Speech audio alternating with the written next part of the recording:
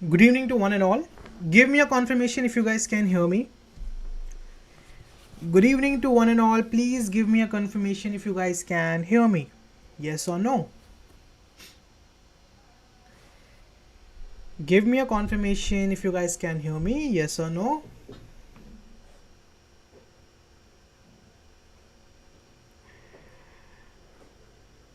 Guys, can you hear me? Give me a confirmation, please.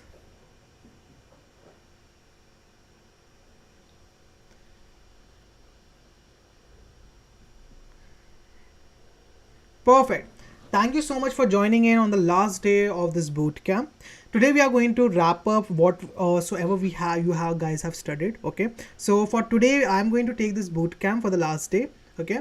So before that, can you guys tell me what all you have learned during this entire 6 days of session? Can you guys please help me out to let me know that what all topics you have covered during this entire boot camp? Come on, come on. What you have learned so far?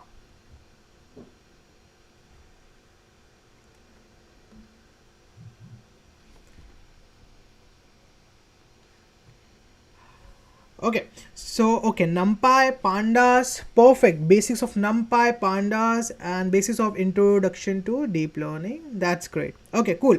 So since it's the last day, I'm going to tell you about the ANN. Okay, and I'm going to demonstrate a single project in front of you as well. And at the last, I'm going to give you a project to do by yourself. Okay, and I hope you guys already know the drill. In order to get the certificate, you need to submit 100% of attendance along with the project submission as well. Okay, so do you guys know what is a neuron? Do you guys know what is neuron? Anyone? Or do you have studied neurons so far? Yes or no? Yes or no? Please give me a confirmation.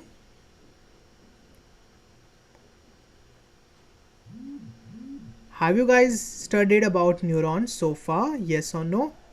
Yes, perfect. Okay, cool. Some are saying yes and some are saying no. That you guys have already studied about a neuron and it has been discussed in this boot camp. Okay, so we are going to continue from there only. Okay, now as we know how exactly a neuron works, right? Okay, no. So let me explain you what is the concept of deep learning and how exactly we can achieve it. Okay.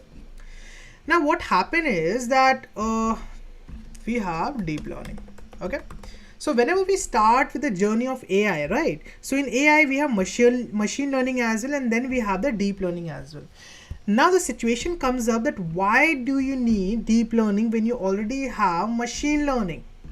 Okay, when you already have machine learning, then why do we need deep learning? Now see, deep learning is more advanced concept of machine learning, guys. Okay, deep learning is more advanced concept of machine learning which has been discovered after machine learning. That means we will be using machine learning for decades, and then we realized in the early 2000 that machine learning is very concise. We cannot use it to develop more complex application, right? So that's why we have deep learning. Now the entire motive of deep learning is to replicate human brain. The entire motive of deep learning is to replicate human brain. Okay, how we think, what are with our thought process, and so on and so forth. So this deep learning entirely focus on human brain. Okay, are you guys getting this? Are you guys getting this? Yes or no? Please give me a confirmation. Please give me a confirmation if you guys can hear me. Okay,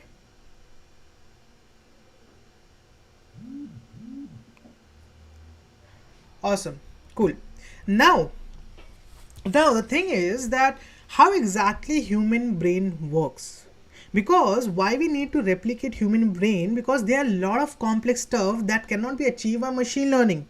Because in machine learning you are giving a data to a machine and it will going to learn from that data and will going to respond, right? But all the models of machine learning are not able to take the responsibility to make decision. Okay, now let's suppose we have two scenarios. Let's take a scenario to understand the difference between deep learning and machine learning, right? So we have a teacher. Okay, we have a teacher and then we have a student. So what happened in real life scenario is that, suppose a teacher has taken an exam out of 100, okay, and this student has scored, let's suppose the student has scored approximately 39, right, and the passing percentage is 40%, or passing marks is 40%. So what happened is that rule says that anyone who achieve below 40 is fail, right? Anyone who achieve below 40, or the marks achieve, anyone who achieve marks below 40 is fail. Yes or no? Yes or no? Okay, right? So what happened, you must have seen the real world scenario. It often happens that whenever you go to a teacher and ask them that please give me 1 marks, 2 marks, or grace marks, right? So they will going to provide you the grace marks, right, which is absolutely against the rule, but we make decision. Our decision is absolutely uncertain. Our decision changes from situation to situation, right? Now if this thing has to be done by machine learning will be very strict. Because machine learning program is being trained to follow a set of rules, right? So if you go to a machine learning model, ask them that, hey, I am getting 39, I just want one more marks, for like a grace marks to pass on.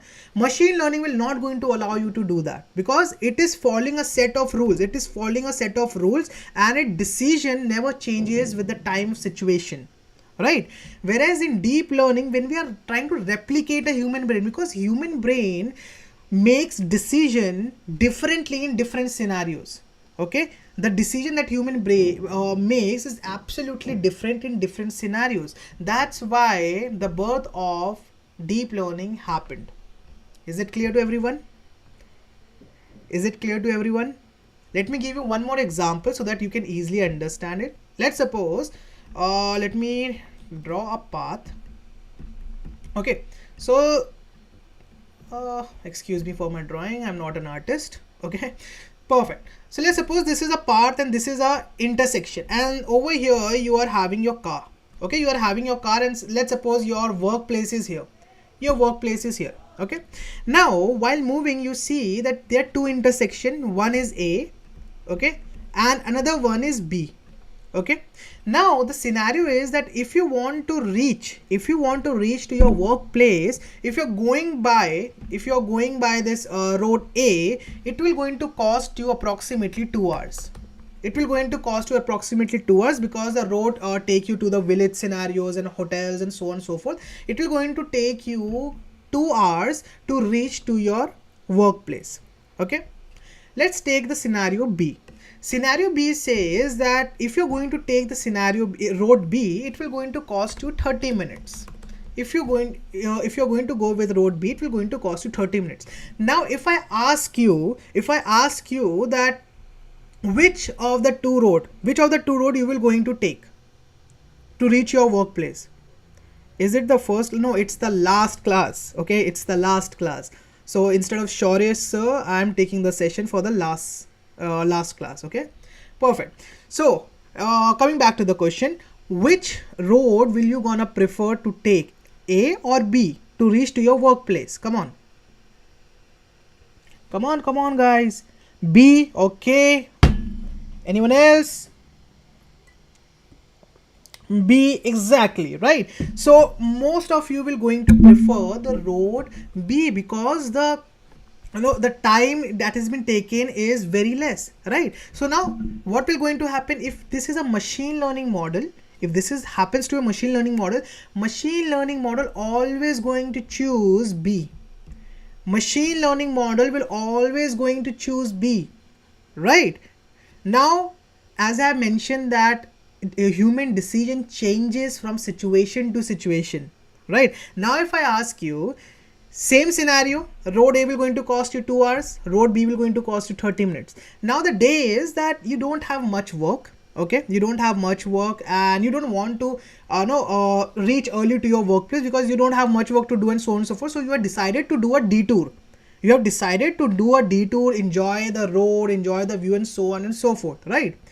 which road among the two will you gonna choose? Which road you will going to choose? Come on. A or B? Come on. A, exactly, right? Now see, the entire thing is same, entire scenario is same. A will going to lead us 2 hours, B is going to lead us 30 minutes. But the decision, the human decision has been changed from situation to situation. In the first situation, when he wants to reach early, he will going to take 30 minutes route. And the second situation, when he want to do a detour, when he want to enjoy or different excuses and all that, he will going to take the road A. Right, it might happen that for the following day he hasn't done some work and he want to give excuse to their fellow members that there was a lot of traffic and all that, so he has chosen road A. So this is the thing that deep learning is more more inspired from. Deep learning says that how exactly a human brain make multiple decision in multiple situations, right? So now deep learning is all about to replicate, guys, okay, to replicate human brain. Always remember this thing. Deep learning is always about to replicate human brain. Okay, it is always about human brain. Okay, now how exactly our human brain will going to work out, right? Now what happen is, let's suppose this is our hand. Okay, this is our hand and this is our brain. Okay, now let's see how exactly the coordination is being carried out. Now we know that all the nerves has been connected to our brain in some form, and they provide signals. They provide signals to the brain, okay, and then brain provide them it will going to give you a signal back that will going to tell you what, how, and what to respond in a different situation. Okay, let's suppose this is a winter time, right? So you must have used some kind of heaters and all that at your home, right? Like suppose this is your heater, okay? This is your heater and you are bringing your hand in front of this heater, okay? Now what happen is that in brain, there's a calculation going on. In your brain, as soon as your hand is placed near the heater, in the brain, a calculation has been going on, right? So a chart has been created. A chart has been created like this, okay? Now this line is a threshold value. This line is a threshold value, okay? Now your brain will going to calculate the heat. The brain will going to calculate the heat. So let's suppose it has been started from here, right? Now you have placed your hand in front of heater, okay? As the time passes by, you can easily feel the strength of heat, or you can say the effect of heat will going to be get increase minute by minute, time by time. Yes or no? Yes or no? Getting this? Right? The more time you will going to place your hand in front of the heater, the amount of sensation that you will going to feel will be higher, and it will going to increase minute by minute, time by time. Right or wrong? Getting this? Are you guys getting this? Yes or no? Come on. Come on guys, come on. Are you guys getting this? Yes or no? Right. Okay. So what happened is that as the time passes by, as the effect of heat is going to increase, automatically your brain creates a chart, and it will going the amount, as soon as the effect will going to increase, the chart will going to decrease. It will going to get decrease. As soon as it hits the threshold value, your brain will going to give the signal. Your brain will going to give the signal to your hand that now please remove your hand. Your brain will going to give the signal to your hand that now it's a time to remove your hand, because you have reached to the threshold value. Because if you are placing your hand over here for more time, your hand can get burnt, right? This happens, yes or no? This happens, right?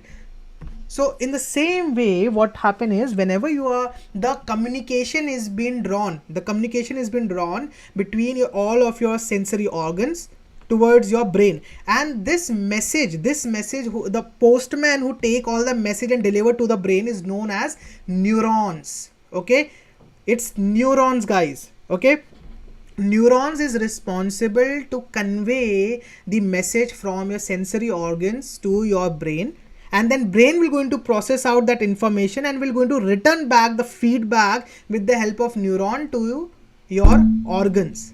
Is this clear to everyone? Is this clear to everyone?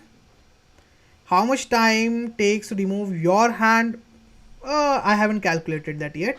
Okay, perfect. Is this clear to everyone? Yes or no? If you remember, if you must have heard about the greatest scientist known as the Albert Einstein, right? And you must have heard about the theory that when he died, scientist has stolen his brain and chopped it into several parts and tried to find out how it is different. Ever heard about that incident? Anyone? Yes or no? Right. Now what happened when when that particular scientist failed, he has transferred all the brain pieces to the further scientists so that they can experiment on that. And what was the resultant? What was the result of that thing? The result was that number of neurons was more in is present more in the Einstein brain, if you remember, right? So neuron are the responsible people who tries to convey message from one point to another, right? So the entire scenario, entire deep learning is based on neurons. Entire deep learning is based on neuron. And now we are not talking about biological neuron, guys. Okay, we are not talking about biological neurons. So in biological, neurons look like this. If you must have studied biology during your school days, you can relate with this diagram. You must have seen like this diagram, right? This is a kind of neuron. We have axon, we have tail, and so on and so forth, right? So this is the purpose of neuron, that transfers from one point to another. It transfers all the messages. Is this clear? Is this clear, everyone? Yes or no? Please give me a confirmation, guys. Is this clear to everyone? Yes or no? Okay, perfect. Now in the deep learning there are a lot of models. Okay, in deep learning we have lot of models. We have ANN, we have CNN, we have RNN, right? So since this is the last class, we are going to talk about ANN only. Okay, CNN, RNN are different models. CNN are for media's file. If you want to classify any image, right? So you can go with CNN. Like Google Lens use CNN. Okay, Tesla cars use CNN, right? RNN is recurrent neural network. Everything that has been related to text, okay, all the natural language processing. For an example, you have that application known as Google Translator, right? It uses RNN only. Okay, so RNN be used by all that operation where we are dealing with some kind of text, right? Sentimental analysis or recommendation system and all that. So we are going to that has been included in RNN. But we are going to talk about ANN in this topic. Okay, in any other bootcamp, if it ever happens, we are going to talk about CNN and RNN as well in those bootcamps. So currently we are going to focus on ANN. The full form of ANN is artificial neural network. Artificial neural network, or sometimes people call this as neural nets as well. Okay, they both are same. Neural nets and artificial neural network are same on neural network. Now if you see over here, we have three words. One is the artificial, another is neural, and another is network. Okay, so what exactly does this term artificial mean, right? If you must have heard about moon, we call moon as a natural satellite, right? We have two satellites. One is a natural satellite and one is an artificial satellite, right? So what exactly that artificial word signifies in artificial satellite? Can anyone tell me that? What exactly the word artificial signifies in the term artificial satellite? Come on. Anyone? Let's see who will be the first person to answer this. Man-made, exactly, man-made, human-made, right? So the same way we are talking about artificial neural network means we have two neural networks. One is the natural neural network that has been present in human body. Okay, one is a natural neural network that has been present in the human body, and the artificial neural network that has been created by taking an inspiration of the natural neural network, right? So this is an artificial neural network, right? Now neural network, we have talked about neuron is one. neuron is one, right? Now we are talking about a network. We are talking about a network, right? So if you are from a BTech student, or if you are engineering student, or you must, if you must have learn about computer during your school days, you must have seen this kind of graph. Like if suppose I am having one computer over here, and over here I'm having one more computer, another computer over here, then I can easily connect these two computers with one computer. Or you must have heard about the concept of LAN, WAN, and so on and so forth. Yes or no? Local area network and all that. How they are creating a network, right? How they are creating a network, and we have different computers over here, different system over here, right? So this entirely be known as a network. Okay, when we say neural network, that means we are having a lot of neurons that will going to make a network out of it. Okay, so we will going to have neurons. We are going to have neurons. Suppose this is one neuron, this is another neuron, this is another neuron, and so on and so forth. We are going to have a lot of neurons, and they will going to create a network. Okay, now we're going to understand how exactly neural network works. How exactly a neural network works. How exactly neural network works. Okay, now in a neural network we have three layers. Okay, whenever we create a neural network, we always have three layers in this. We first have an input layer. Okay, we first have input layer. Second, we have hidden layer. Okay, second we have hidden layer, and third we have output layer. Third we have output layer. Okay, these are the three layers that will always be present in our deep learning model. Okay, input layer, hidden layer, and output layer. Okay, no other layer will be added over here. Okay, input layer will always be one, or the starting layer. Output layer will be the last layer, and it will always be one only, right? So this is the first layer, this is the last layer. Okay, this is the first layer through which the information will going to pass on to the next layer, right? Like suppose if we have our hand over here, so hand is standing as the input layer over here, right? From which the message is been given, from which the message has been given to the brain, right? Now brain will going to process out, and then will going to give you some kind of output over here. Okay, so we have input layer, we have output layer, and then we have hidden layers. Okay, hidden layers are the set of neurons, or you can say over here only the neural network will going to work out. Okay, so you can have many hidden layers. Okay, you can have many hidden layers, but one hidden layer is mandatory. One hidden layer is mandatory. Is this clear? Is this clear? I have to go very fast because I have to cover a lot of topics over here in ANN, right? So let's go on. Is this clear so far? Yes or no? Is this clear so far? Yes or no?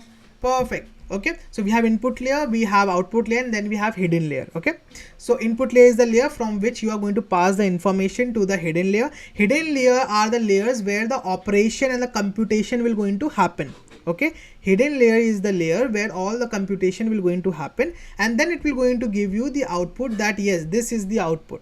Okay, so suppose you are having a picture, you are giving a picture of a dog, right? And you say that, hey, predict this whether it's a dog or cat, right? So now it will going to go to the input layer. Input layer will be connected to the hidden layer. You can have multiple hidden layer. Okay, and that hidden layer will going to perform all the computation, whether the whether this image nose is looking like a dog nose, or whether eyes is looking like a dog eyes, and so on and so forth. And then it will going to give you an output, yes, it is a dog, or no, it is not a dog. Okay, let's talk about the neurons, how exactly neuron works. So let's suppose this is a neuron. Okay, so neuron has been divided into two parts. The left part is known as the submission part. Left part is known as the submission part, and right part is known as the function part. Right part is known as the function part. Okay, so this is the submission part and this is the function part. This submission will going to take lot of features. This submission will going to take lot of features from their previous layer. Okay, so let's suppose we are having one feature over here, another feature and another feature. Okay, let's suppose this feature is tail, this feature is tail, this feature, let's say eye, and then we have another feature known as, let's suppose, fur color. Okay, so now what will going to happen, that you need to give some input to a neuron. You need to give two things to a neuron. First, you need to give the feature. Second, the weight of that feature. Weight means that how much confident are you that this tail is being corresponded with that particular image that you are giving, right? So let's suppose this tail is x1. Let's remove this. This is a feature. Feature will be denoted by x1, sorry, x. Then we have x2, and then we have this x3. Okay, then we have x3 over here. Now you need to give another parameter, that will be your weights. That how much confident are you that this is the tail of dog, or this is the eye of that dog, this is the fur color of that dog. Okay, so you need to give the weight with respect to each feature. So let's write, this is your weight 3 and this is your weight 2. Okay, so submission part, what submission part will going to do, it will going to perform the submission of all this value. It will going to follow, you must have seen this equation, y is equals to mx plus c. Did anyone see this equation ever? Y is equals to mx plus c, yes or no? Straight line equation, sorry, linear line equation, yes or no? Okay, yes or no? Perfect. So similarly, we are going to follow this equation over here in the submission part. If you have heard about linear regression, right, then you must be familiar about mx plus c, where m is your slope and c is your intercept, right? So in the submission part, this exact formula becomes y is equals to wx plus b. Okay, so where w is the weight, x is your feature, and b is a bias. Bias means it's a constant. Okay, so automatically the machine will going to select a constant value and will going to put it over here.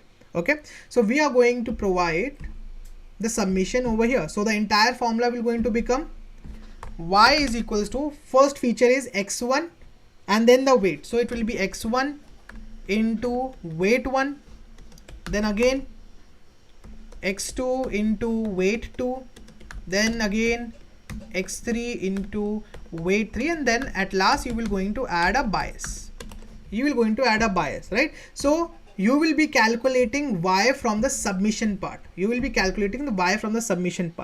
the submission part is being done, the y value will going to pass on to the function part. This function part is known as the activation function. Over here we use activation function. Okay, we are going to use the activation function over here, guys. Okay, now what is the activation function? This activation function will going to tell us that whether or not this is a dog or a cat, right? So the decision making has been happening in the activation function, right? So we have different kind of activation function. We have a sigmoid function, we have ReLU function, we have tanh function, and we have many more other functions, right? So let's talk about the sigmoid function. If you must have read about logistic regression, right? So we use the formula of sigmoid to decide whenever we are dealing with a binary classification problem. Okay, so you are going to choose a function from here, and then that function will going to decide what will going to be the output.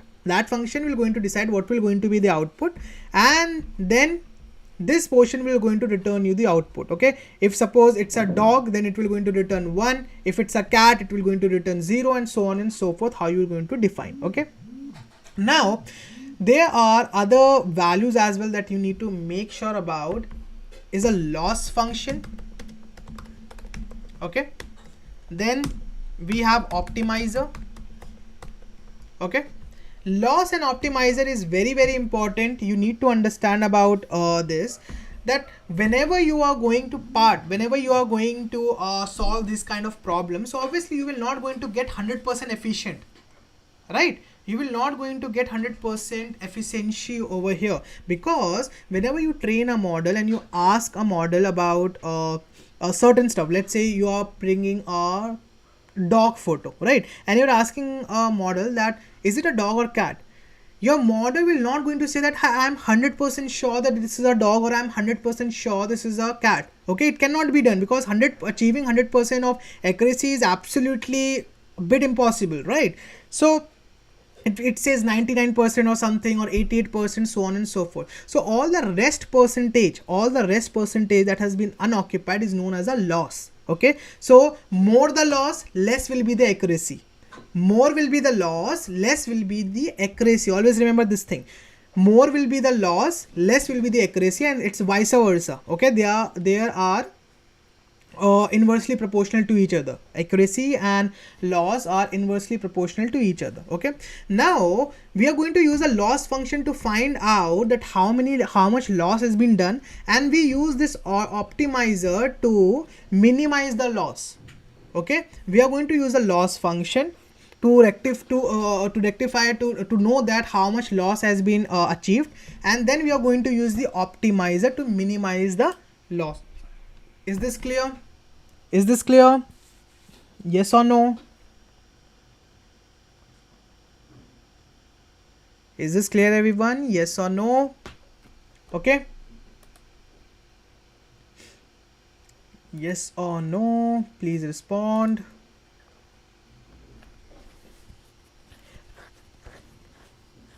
Perfect. So this is really complicated stuff, right? It cannot be understood in just one session. I can easily understand it, right? But since we don't have that much time due to the time constraint, I have to wrap it. Okay, so let's go on and check a practical implementation. Let's create a project, simple project. Then this is theoretical. See, in machine learning and data science field, majority of the things are theoretical. Okay, because the implementation is a 5-minute work. Okay, so if you are in a data science field, so I would say it is approximately 60 to 80% of theoretical knowledge you have to gain, and other rest is a practical knowledge, right? Because a practical thing can easily be done with a snap of finger, right? Because we have a lot of libraries using Python, so we can do that. So you should need to have a theoretical knowledge rather than having the practical knowledge. Okay, in the field of data science that corresponds to your data analysis. It might be your deep learning, machine learning, big data, cloud. Okay, perfect. So let's see how we can create a project out of it. Okay, now let me connect this and increase the size. I think it's visible, right? So the first thing in a project you need to make sure is you need to import the respected library that you are going to choose. Okay, so we are going to create a section over here. I'm going to use importing the libraries. Okay, so I'm going to use all the libraries that I'm going to use. Okay, I'm going to use NumPy as NP. This NP is an alias. Okay, so this is just a naming convention, right? I'm going to use matplotlib.pyplot as plt. Okay, I'm going to use Seaborn as well,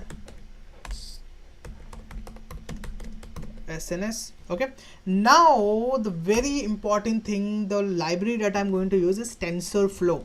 Okay, you might have heard about TensorFlow, or you might have seen somewhere about a TensorFlow, right? So what happened is that we have different libraries to perform or different tasks in deep learning. Okay, so the major libraries, let me write over here, libraries of deep learning, so you can have the reference.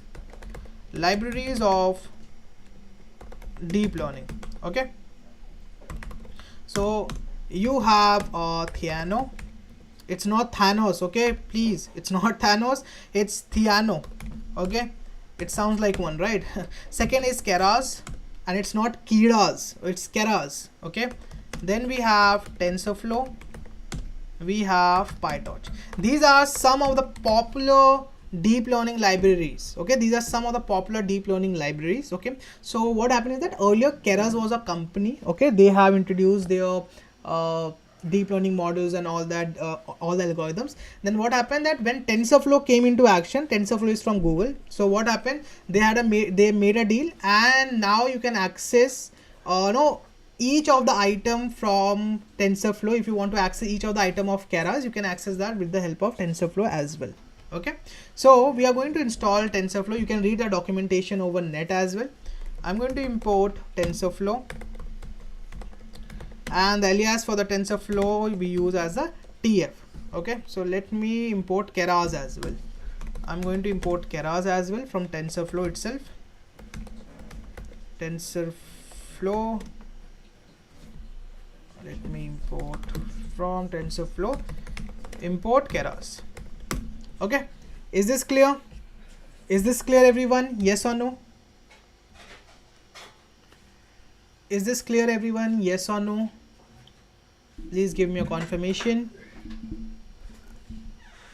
Okay, now, okay, so let's talk about the next section. So the next section will be importing the data set.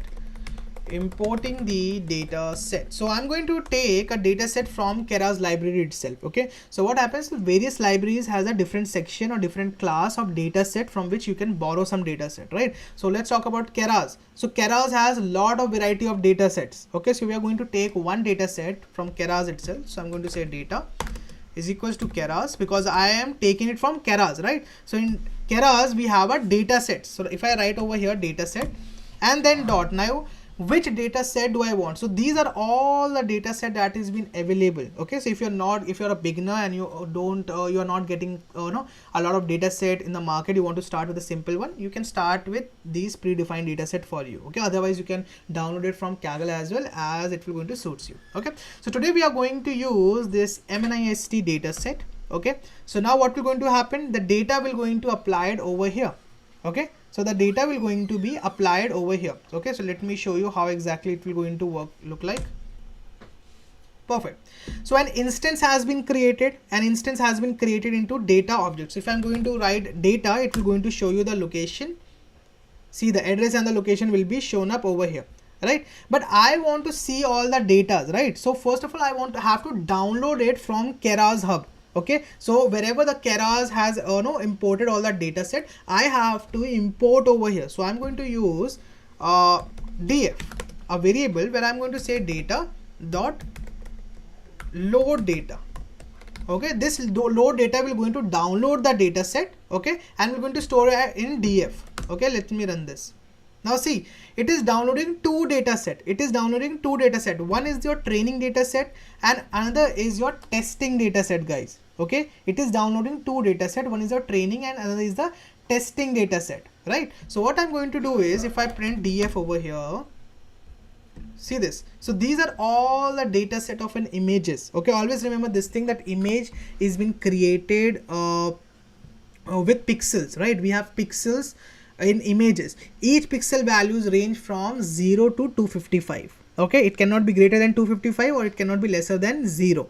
Okay, now over here if you see that we have converted all the image into the matrix form, into a matrix form, right? Wherever there is no color, we are getting 0. Wherever there is a slight in shade of a color, you will be getting all the values, right? But these value cannot be exceed from 255. Okay, the range of this value will be between 0 to 255 only. Okay, now since we have two data set that has been got into df, that is your training set and testing set, I am going to split the data set. I'm going to split the data set. So I'm going to create a df.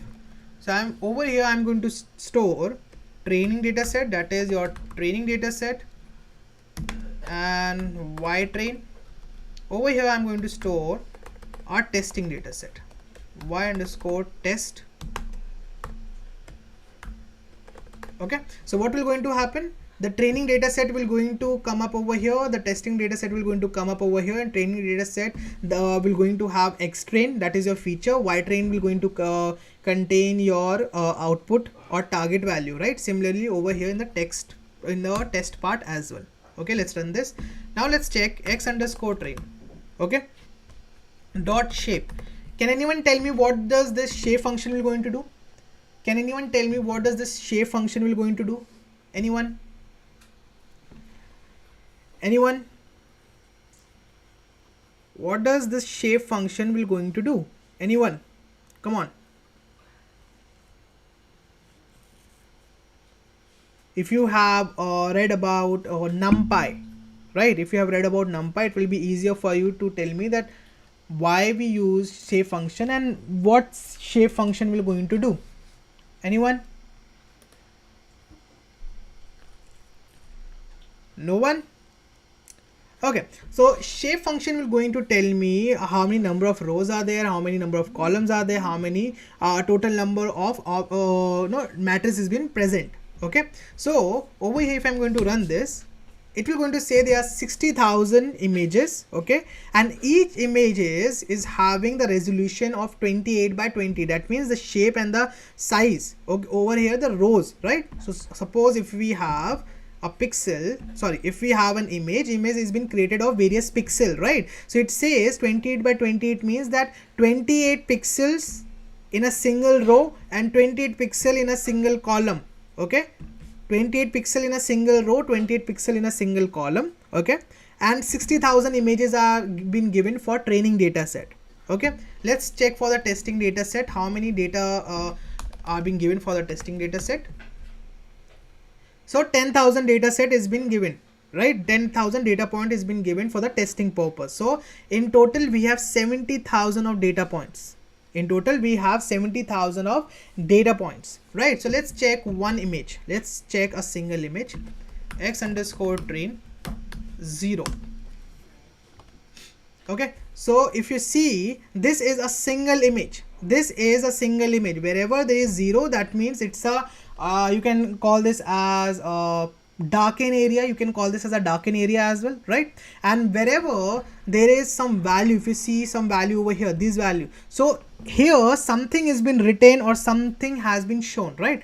Now if you want to see some image, if you want to see this image, this is a pixel value image, right? I want to see what exactly is the actual image over here. So you can use matplotlib. Okay, so I'm going to use this function plt.matshow, and I'm going to write x underscore train 0 to show me the image. Kindly show me the image. Now the image is this. This is the image. Okay, can you see this darken area? Wherever there is darken, it has been reflected by 0, and whenever there is some kind of shade, okay, whenever there is some kind of shade, according to that the pixel value will be appear over here, but no pixel value can exceed 255 or the range of 255. Is this clear? Is this clear to everyone? Yes or no? Come on. Okay. Okay, yes or no?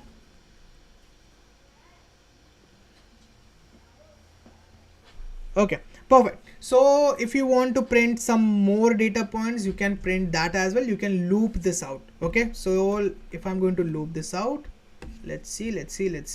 So I'm going to say for I in range 10, and instead of the 0, I'm going to replace it with I. Okay, so what will going to happen? It will going to print me the top 10 images, right? So if you see, these are the top 10 images. So over here the data set is all about the number data set. So we are having a lot of images. Each image contain a number from 0 to 9. Okay, now we are going to give some image, and then our model will going to classify which image is there. Is it 1, is it 2, is it 3, is it 4, so on and so forth. Is this clear to everyone? Yes or no? Okay, now the next process is to flatten the matrix. That means convert the matrix into one dimensional.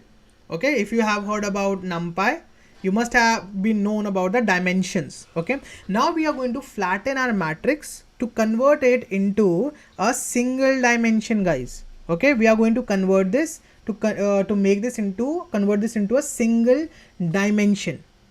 Okay, so now let's come up over here. Let me show you for the testing part. Y underscore test dot shape. If I'm going to run this, it will going to say I'm having 10,000 values. That means it is the series. It's a series part, right? So even though if I print y underscore test, you will going to see it's a series, right? We have a single array and the dimension over here is one dimension. See, endim, it's one dimension, right? But if I print x underscore test endim, okay, it will going to say that it's a 3-dimensional, right? It's a 3-dimensional. We don't want 3D.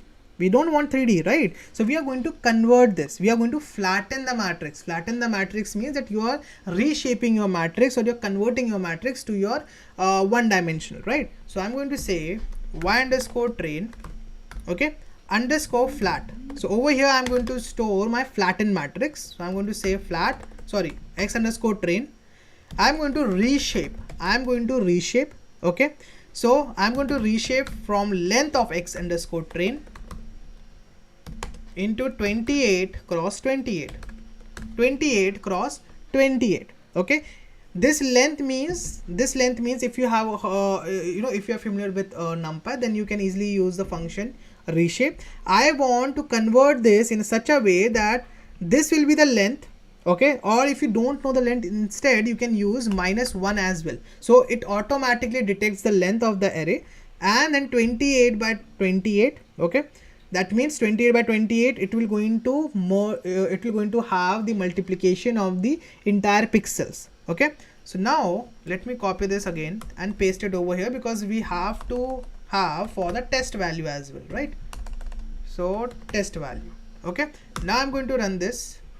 Now let's check whether the dimension has been changed or not. So this is for the entire part, right? So we need to check for the images. It is 2-dimensional, right? So now let's check what will going to be the dimension. Endim. Perfect. Now if we see, we are having 1-dimensional over here, right? So now everything has been converted into 1-dimensional, and now we are good to go with the model creation. Okay. Now let's start with ANN model creation. So let's do this. ANN model creation. Okay, so now we are going to see how we can create a artificial neural network. So for that, I need to have some stuffs. So I'm going to use TensorFlow, and in this TensorFlow I'm going to use Keras, and I'm going to import sequential. Okay, this sequential will going to help me out to create the layers. Okay, this sequential will going to help me out to create the layers. Oh, this is not floor, this is flow, TensorFlow. Okay, next I'm going to use TensorFlow.keras only, and .layers. Okay, and I'm going to import dense layer. I'm going to import a dense layer. Perfect. Now this what is this? Cannot import the dense from the TensorFlow Keras. Not an issue. Let's import this from Keras itself. From Keras.layers. Import dense. Okay, not the, it should be dense. Okay, and TensorFlow dot, now it should work. Perfect. Okay, now this sequential will going to contain all the layers. Okay, and this dense will going to help us to create multiple hidden layers. Okay, this dense will going to help us to create multiple hidden layers, and the sequential will going to help us to store all the multiple layers. Okay, now we're going to start with model. Okay, this model is the object, this model is the instance of our model. Okay, I'm going to start the bucket using this sequential. Now in this sequential, I am going to contain multiple hidden layer. Okay, so the first hidden layer will be dense, second and third, and so on and so forth. So I'm going to use list data structure. Now let's add the first hidden layer, dense. Okay, now it will going to ask you the unit. Unit means the number of neurons that you want to have in the first hidden layer. So I'm going to say I want only 10 neurons in the first hidden layer. Second, the input size, because you need to make sure that the first hidden layer should be connected with the input layer, right? So I need to give the input size, shape as well, that what exactly is the shape of the image, right? Now the shape of the image is 28 into 28, that is 784. Yes or no? Right? How I know that it is 784? Let me show you. If suppose this is your xtrain dot, sorry, not dot, 0 dot shape. If you check the shape, you will be getting 28 into 28. Not the xtrain, sorry. This is should be xtrain flat. Okay, it will be 784, right? With the help of this 784, I already know the input size will be 784, right? Now I need to provide an activation function, which I have already told you, which will going to help us to make a decision. So activation is over here, will be sigmoid. Okay, we are going to use sigmoid function. All the documentation is being given to Keras documentation panel and TensorFlow Keras documentation panel. You can kindly refer to that, okay, for more information. Now I want that while this model will going to train, if any loss will going to occur, I am going to define an optimizer, so that even though if a loss will going to occur, optimizer will going to help us in each epoch to lower the loss. So we know that if loss will be lower, the accuracy will be high, right? So we are going to use model dot compile function. Okay, in this compile I am going to give a parameter known as optimizer. Okay, and I am going to use the optimizer name as Adam. So we have a lot of optimizer. You can search it on the Keras website or documentation itself. Okay, I'm going to use a loss, which will going to tell me that no, how much loss has been created. So which function I'm going to use? I'm going to use sparse categorical cross entropy. So I'm going to use sparse categorical cross entropy. Okay, and last is your matrix. Last is your matrix for your accuracy, right? If you have done machine learning, then you might have known that there are different matrix for to find the accuracy, right? We have R square, we have RMS, we have RAE, we have confusion matrix and all that, right? So if I want to get the accuracy, so which matrix, according to which matrix do you want me to show the accuracy? So I'm going to use the accuracy. I'm going to use the accuracy, right? There might be some confusion matrix and so on and so forth. You can refer to that. So now I'm going to run this. Perfect. Now we are going to start with the training our model. Now we are going to start with training our model. Train or fit. Okay, training or fit the model. Okay, so now I'm going to say model.fit. Okay, now I have to give the data over here, xtrain underscore flat and y underscore train. Okay, I need to give another parameter known as epochs. Okay, epochs means that how many times do you want your model to see the data, right? Now we know that more the time, just understand in this way, epochs means that that more you are going to study, more you are going to thorough with that concept, more better you can explain it, or more better you can get marks, right? Like suppose your teacher told you that in the upcoming weekend I will be taking a test on the topic magnetism, let's suppose, right? You have given a read to magnetism. Now does that mean that you have understood everything? Does that mean you have got all the knowledge of the chapter magnetism by looking it at once or by reading it? Yes or no? Tell me. Yes or no? Come on, come on, come on. Tell me, guys. Your teacher told you that in the upcoming weekend I will be taking a test on magnetism chapter, which you have never ever seen, right? Now you have started to learn about magnetism, right? On the first go you have looked everything and you have ended up, right? Can I say that on the first go only I have understood and have acquired 100% of knowledge? No, right? Now on the second go, when you are going to go through the chapter, your confidence will be more, right? Now it will be an ongoing process. The more you will going to read the chapter over and over again, the more better you understand that chapter, or more better you understand the equation, and you can solve any kind of problem, right? Similarly is the epoch.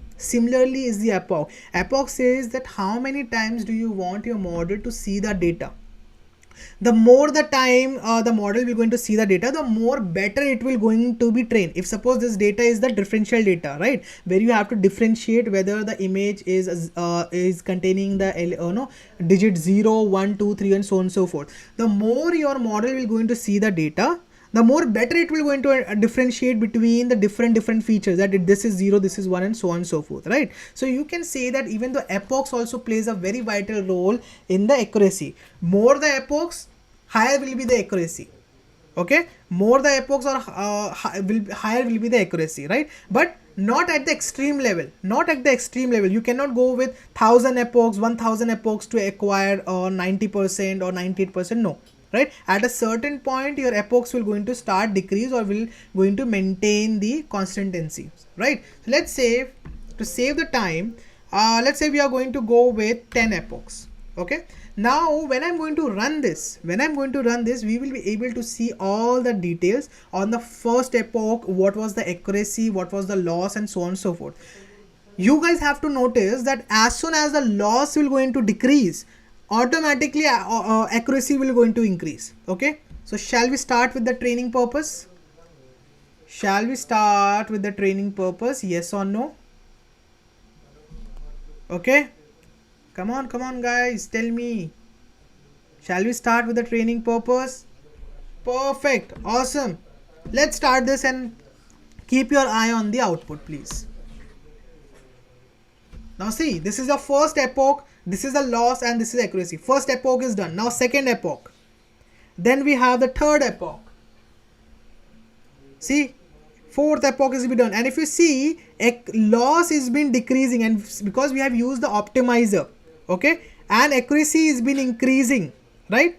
So if you see, they are you can say intercorrelated, okay, or inversely proportional to each other. Now the last epoch is been left and done. Okay, so now if you see, in the last epoch we have achieved the loss 5.23 and accuracy is 89. That means 89%, our model is 89% confident that if you are going to give any kind of image, it will going to tell you that it is a 0, 1, or so on and so forth, and it is 89% confident. If you see, from starting we have achieved approximately 84%, and after the epoch, as the epoch has increased, we have achieved 89. That means 5% gain, 5% gain in the accuracy that result in the loss function. Is this clear? Is this clear? Right? So now our model is being trained. Now what we have to do? We have to test our model. Yes or no? We need to test our model. So we are going to test our model over here. Okay. I'm going to say y_predict. All the predicted value will be stored into the y_predict. So I'm going to say model.predict. What we are going to predict? We are going to predict x_test_flat. Yes or no? So let's run this. So model has been predicting. So now model has been done with the prediction. So let's say y_pred. Let's run this. Perfect. So these are all the values that model has predicted. These are all the values that model has predicted. For the first image, it will be 4.9. That means if you are going to round this up, it will be 5. For the second image, it is 0, so on and so forth. Now we are going to evaluate the matrix. Now we are going to evaluate the matrix to test out how much efficient this is. How much efficient this is, right? So now if I say y_test, y_test. Okay, so if you see over here, this is your y_test and this is your predicted value. This is your predicted value of x_test_flat, right? So you can easily compare how much they have, how our model has performed. Okay, how our model has performed. Even though if you want to evaluate your model, you can evaluate your model as well. Model.evaluate. Okay, over here you are going to give x_test_flat, and then you will going to give your y_test as well, right? Now it will going to evaluate this and it will going to tell you that if this is your data, then you will be achieving 89% of accuracy with 6.6% of loss.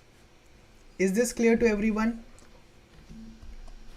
Is this clear to everyone? Yes or no? Okay. Yes or no? Perfect. So now this is a simple ANN that we have created, and over here we have used only a single hidden layer. That means this is your first hidden layer. Okay, if you want to go forward, you can create multiple hidden layer as well. Suppose now you want to create another hidden layer. So what you can do is just copy this and paste it over here. This is your second hidden layer. Okay, and you need to make sure for the second hidden layer you don't need to give input shape for any other layer. Okay, only the first layer should be connected with the input. All the other layers should not be connected with the input, right? So you don't need to give the input layer over here.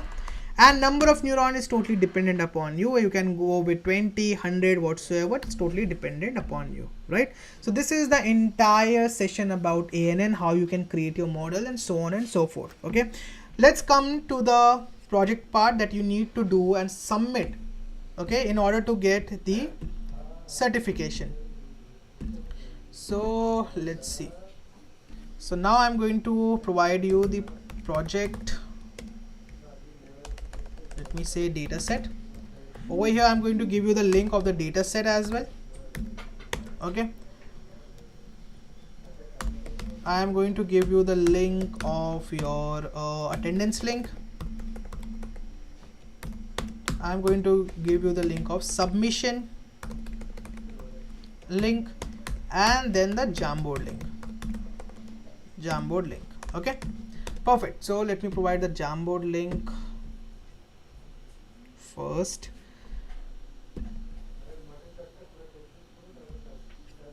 Perfect. So the Jamboard link is here. Your attendance link for the day 7th is here, and your submission link is here, and this is your dataset link. Okay, so we have used MNIST from Keras. I want you to use Cypher 10. I want to use Cypher 10. Okay, I want you guys to use Cypher 10, and please don't try to copy from here, right? It should be unique, it should be genuine. Use Cypher 10, okay, to evaluate your model, and your model should be going to give you higher accuracy or more better accuracy. Okay, is this clear everyone? Yes or no? Are you guys clear about the project? Okay, so you need to do the project. You are having a 1 week time, and how you have to submit, click on the share button, and while sharing your project you need to make sure that instead of this restricted, if you are submitting your file link, having this option be restricted, we cannot able to check your work. So kindly change this from restricted to anyone with the link. Okay, when it is done, then copy the link and provide over here where it is written submit notebook. So provide the link over here. Is this clear everyone? Is this clear everyone? Yes or no? Okay, perfect. So I'll be sharing you the collab link because I cannot give you all the link at once, right? So it will be creating a chaos. So I have pasted all the links over here, so it will be very convenient for all you guys to refer to all this part. So let me copy this and paste it. Perfect. So the collab link has been pinged to the chat section. Kindly refer to it. Okay, and that's all for this entire bootcamp. See you guys in the next one. Kindly do the project. You have a week time to do all the part. Jamboard link is also been provided, so kindly refer to this. Is it clear to everyone? Yes or no? Is this clear to everyone? Yes or no? Perfect. So thank you so much for joining in. Enjoy your time. Have a great time and good night. See you all in the next bootcamp session. Thank you so much. A link not working. How can it be possible? Let me check this. It is working. Please recheck it. Please recheck it. When will we get certificate? See, you need to contact the team regarding that. Okay, you need to contact the team regarding about the certificates and all that. Okay, so if you are associated with the respective group of Telegram or WhatsApp, kindly ping any of the team members so they can assist you. Okay, thank you so much for joining in. Let's meet in the next session. Till then, have a great time. Take care and be safe, guys. Good night. Thank you so much for joining in. Bye.